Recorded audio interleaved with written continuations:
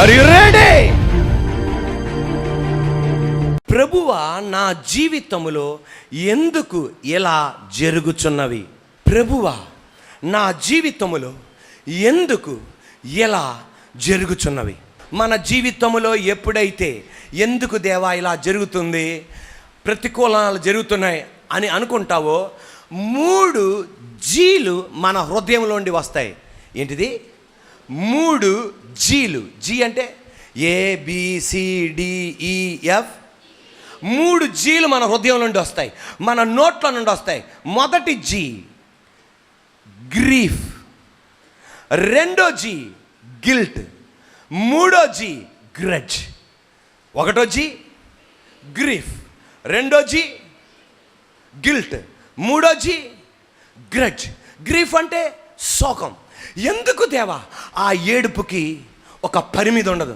ఒంటరిగా కన్నీరు కారుస్తాం, అందరిలో కన్నీరు కారుస్తాం, తల్లిదండ్రుల ముందు కన్నీరు కారుస్తాం. ఎప్పుడు తెలుసా? ఏంటి దేవా ఎందుకు ఇలా జరుగుతుంది? రెండో జీ గిల్ట్.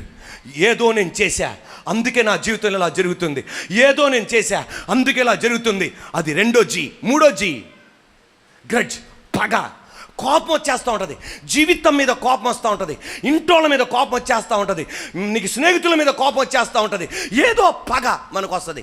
ఇటువంటి 3 జీలు నీ హృదయములో మ్రోగుతున్నప్పుడు, నీ తలంపుల్లో గిర్రమని తిరుగుతున్నప్పుడు, నీ నోట్ల నుండి ఆ మాటలు బయటకు వస్తున్నప్పుడు ఒకటి ఈ 3 జీలకి మించి ఒక పెద్ద BIG జీ ఉంది.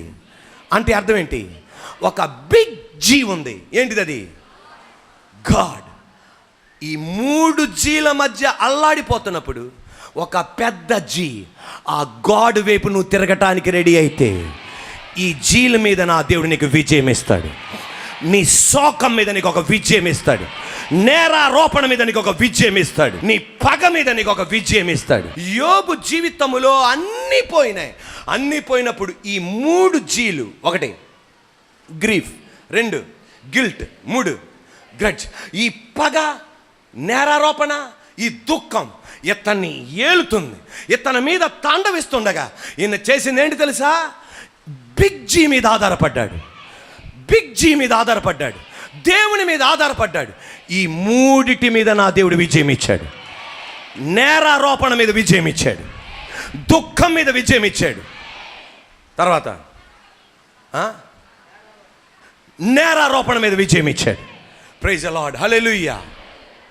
ఇక్కడ మనం చూడగలం యాకోబు జీవితంలో, యోసేపు జీవితంలో, తన అన్నయ్యల, యోసేపు యొక్క అన్నయ్యల జీవితంలో వాళ్ళు ఎప్పుడైతే యోసేపు కఠినంగా ప్రవర్తించడం ప్రారంభించారో, వారు అనుకున్నట్లు మొత్తం తారుమారైపోయిందో, అనుకున్నది జరగట్లేదో, ఈ 3 జీలు వాళ్ళని వేధించేస్తున్నాయి. ఒకటి, దుఃఖపడిపోతున్నారు, ఎందుకు ఇలా జరుగుతుంది? 2, మన తమ్ముడికి ఇలా చేసాం అందుకే ఇలా జరుగుతుంది. 3, దుఃఖపడిపోతున్నారు, పగ పట్టుకున్నారు, నీ వలన ఇలా జరిగింది, నీ వలన ఇలా జరిగింది, ఆ రోజు సంపద అన్నావు అంత నీ వలన జరిగింది అన్న పగ వాళ్ళని తాండవిస్తుండగా ఈ 3 జీల మధ్య బిగ్ జీ వైపు చూడటానికి వాళ్ళు ఇష్టపడలా. కానీ యాకోబు ఈ 3 జీల మధ్య బిగ్ జీ మీద చూడటానికి ప్రారంభించాడు. ఎప్పుడైతే బిగ్ జీ వైపు చూశాడో ఈయన దీంట్లో నుండి ఆయన బయట రాగలిగాడు. మనం ఎప్పుడైతే ఈ 3 జీలతో ఉంటామో మన హృదయం భారంగా ఉంటుంది. ఎలా ఉంటుంది? భారంగా ఉంటుంది, బర్డన్గా ఉంటుంది.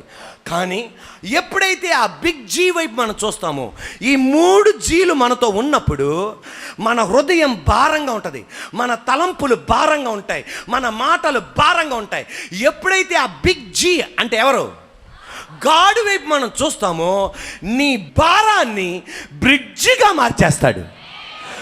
నీ భారాన్ని బ్రిడ్జిగా మార్చేసి ఇక్కడ ఉన్న నిన్ను ఈ దరికి తీసుకురాగలడు, ఈ దరిలో ఉన్న నిన్ను ఇటువైపు తీసుకురాగలడు. ఒక కమ్యూనికేషన్ పెడతాడు ఆయన, అర్థమయ్యేది చేస్తాడు ఆయన. ఎప్పుడైతే మన జీవితంలో ఈ 3 జీలతో నలిగిపోతామో ఆ బర్డన్ ఎలా మారుతుంది? బ్రిడ్జిగా మారుతుంది. నేను యూట్యూబ్లో ఒక వీడియో క్లిప్పింగ్ చూశాను. ఆ వీడియో క్లిప్పింగ్ ఏంటంటే, ఒక నల్లటి చీమ, ఏ చీమ? ఆ నల్లటి చీమ గడ్డి పరక అంటారా? ఇదేనమ్మా, ఆ గడ్డి పరకని ఆ నల్లటి చీమ అలా నోటితో పట్టుకొని అలాగెళ్తుంది. నేను అనుకున్నా, దీనికి మించిన బరువు మోస్తుందిరా బాబు. ఏది? చీమ. దీనికి మించిన బరువు మోస్తుంది. ఏంటన్నా ఆయన దీని ప్రయత్నం. ఆ చీమ అలా బరువు మోసుకుంటూ వెళ్తుండగా ఈ భూమికి ఈ ఇటువైపుకి మధ్య నెర విడిచింది. ఏం విడిచింది అంటే ఏముంటుంది అక్కడ? గాలి ఉంటుంది. ఈ చీమ ఇటు జంప్ చేయడానికి ట్రై చేస్తుంది, కానీ దూకలేకపోతుంది. మళ్ళా ఎదరికెళ్తుంది, దారి కనబడట్లా. వెనక్కి వెళ్తుంది, దారి కనబడట్లా. నేను అనుకున్నా, ఇప్పుడు ఏం చేద్దే? మీరు కూడా అలా చూద్దాం నాయక, ఇప్పుడేం చేద్దే? నేను అదే అనుకున్నా, ఇప్పుడు ఏం చేద్దే? ఇంత భారం అవుతుంది, ఏం చేద్దా అనుకోగాని దానికి తెలివితేటలు దేవుడు ఎలా ఇచ్చాడో చూడండి. ఆ చీమ ఏం చేసింది తెలుసా?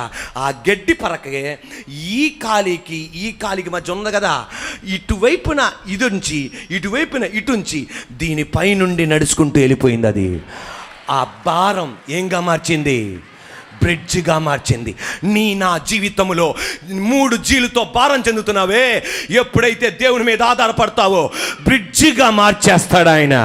బ్రిడ్జిగా మార్చేస్తే ఆ భారాన్ని బ్రిడ్జిగా మార్చగా నా దేవుడు యాకోబుని, తన 10 మంది పిల్లల్ని, 12 కుమార్ని మొత్తం ఐగుప్త దేశానికి వెళ్ళగలిగేటట్టు చేశాడు. వాళ్ళు ఇటువైపు వచ్చేటట్టు చేశారు. సర్వశక్తి గల దేవుడు నీ జీవితంలో కూడా అదే చేయబోతున్నాడు ఆయన. ఈ 3 జీల మధ్య ఈ 3 జీల్ని నా దేవుడు బ్రిడ్జిగా మార్చబోతున్నాడు. నిన్ను ఆదరికి నడిపించబోతున్నాడు. సరిపోలా, నిన్ను ఆదరికి నడిపించబోతున్నాడు. ఆ దరిలో ఉన్నవాడు ఇటువైపు నడిపించబోతున్నాడు. నువ్వు నాశనం అవ్వవు. ఎప్పుడైతే ఈ 3 జీలతో ఉంటామో మన హృదయం ఏం కలిగి ఉంటుందంటే పెయిన్.